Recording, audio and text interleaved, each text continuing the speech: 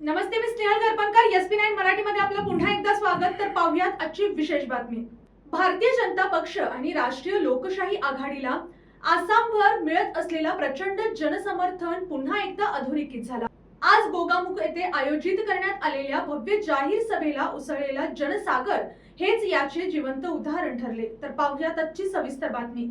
विशेष म्हणजे या सभेला देशाचे पंतप्रधान नरेंद्र मोदी यांची उपस्थिती लाभल्यामुळे कार्यकर्ते आणि नागरिकांमध्ये प्रचंड उत्साहाचे वातावरण पाहायला मिळाले. सभास्थळी सकाळपासूनच नागरिकांची मोठी गर्दी होऊ लागली होती. विविध भागातून आलेल्या कार्यकर्त्यांनी आणि समर्थकांनी सभेला ऐतिहासिक स्वरूप दिले. मोदीच्या घोषणांनी संपूर्ण परिसर दुमदुमून गेला होता.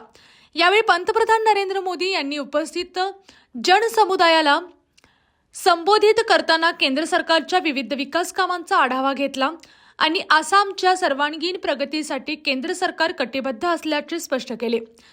पंतप्रधानांनी आपल्या भाषणात पायाभूत सुविधा, कनेक्टिव्हिटी, रोजगार निर्मिती आणि शेतकरी कल्याण सारख्या मुद्द्यांवर भर दिला. तसेच ईशान्य भारताला विकासाच्या मुख्य प्रवाहात आणण्यासाठी गेल्या काही वर्षात झालेल्या कामांचा उल्लेख करत त्यांनी आगामी काळातही विकासाची गती कायम ठेवण्याचा निर्धार व्यक्त केला.